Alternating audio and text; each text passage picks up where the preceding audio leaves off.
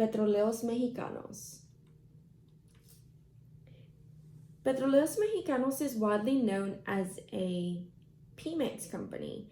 It is a state-owned Mexican company. Mexico Petróleos is an operations that is geographically dispersed throughout Mexico and has a presence in just about every state. This company serves as a producer, refiner, distributor of crude oil, natural gas, and petroleum products.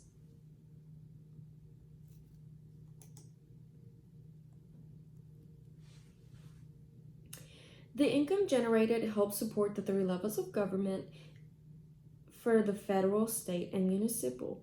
It is also governed by the Mexican government. You can also see that the Pemex consists of 6 refineries, 8 petrochemical complexes, 9 gas processing complexes that allow them to produce refined products to attend to the customer's needs.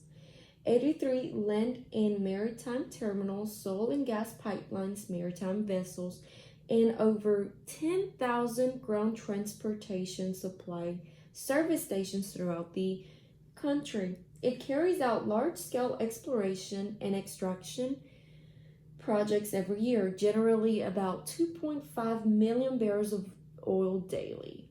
Not only that, but it also has 6 million of cubic feet of natural gas being produced. Wow. Pemex's mission. So Pemex has solely believes that it is what it is. Pemex is what the employees are. They employ over 140,000 people. They continuously seek to be socially responsible company that works under the following: firm safety, job, health, and environmental protection standards. They actively participate in protecting and contributing to the communities where they operate by making significant donations to public works, environmental protection, community building projects as well. The company's most important component is its experienced and trained manpower.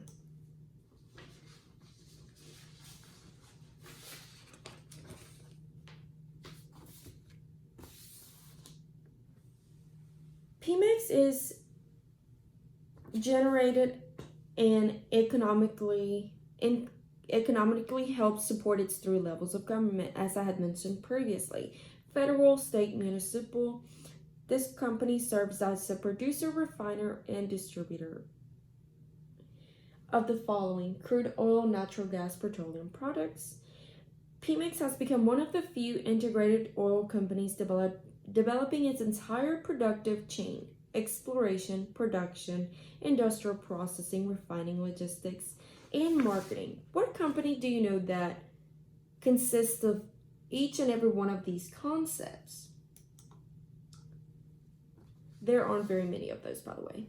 How was Pemex impacted amidst a global pandemic? So during the global pandemic, Mexico's economy was very bad, by far one of the smallest in all over Latin America, with a mere 1.1% of gross domestic product, also known as GDP, amidst the pandemic in 2021. The Mexican government sustains inadequate public health strategies.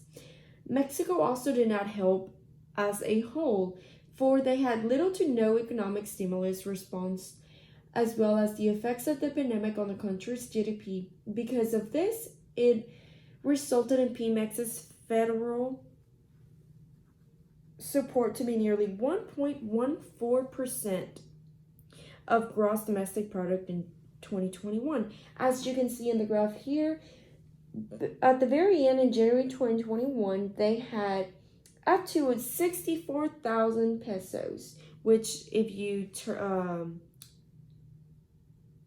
take that to a percentage, you end up with the 1.4% that I had mentioned previously.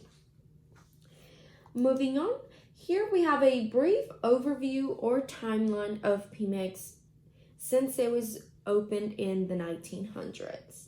Starting off with the first quarter of the 20th century, nearly 1/4 of the world's oil was being produced in Mexico. And guess who was doing it? Pemex, you guessed it right. Fast forward to the 1930s, Texas began to have oil fields as well as the Middle East. Now, this caused a large impact for Mexico to deplete its participation in the world's production. Yeah, they hit them very bad. So moving forward, when Mexican President Lázaro Cárdenas created a policy that all mineral resources below the surface in the Mexican soil belong to the Mexican people, and therefore only the Mexican people within the territory were able to take any of those fossil fuels and make anything of that. Therefore, that was also implemented in the Federal Constitution of 1917. Now, moving forward from 1976 to 1982, Mexico became self-sufficient in crude oil due to its government's ambitious expansion of Pemex. And again, you may recall that Pemex is only governed by the government. So during the 21st century, after they were successful for quite a few decades, Pemex's contributions to the federal revenue and the national gross domestic product declined tremendously. Yes, money was not very good for a period of time, and because Pemex was not investing the money that it had been gaining and providing it back into the company, they just solely depended on the government. So that was not a good strategy as a business and dealing with international trade. And then we have in 2014, where the foreign companies began to export oil to Mexico and conduct oil explorations within the Mexican territory, resulting in the Pemex to become one of the world's most indebted oil companies. You heard that right. We were in trouble. Or should I say the company itself was in trouble as Pemex itself. Then in 2018, Mexico contracted by 9%, the largest decline in economy since the 1932.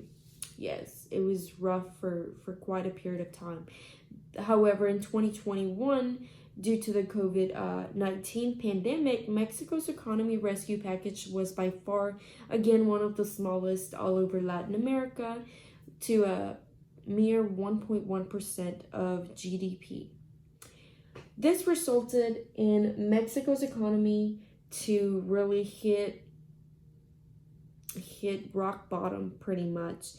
And now the economy in Mexico solely depends on the fate of Pemex. So hopefully within the next year or so, we have good news coming back from Pemex.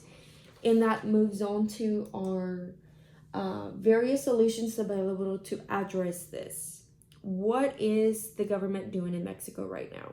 So currently, President Obrador has promised the proposed of 340,000 billion for Dos Bocas, which is a refinery in Tabasco state, which will begin to produce fuel within the next year. This is a tremendously great and key step moving forward to self-sufficiency once again, making Mexico hopefully one of the world's largest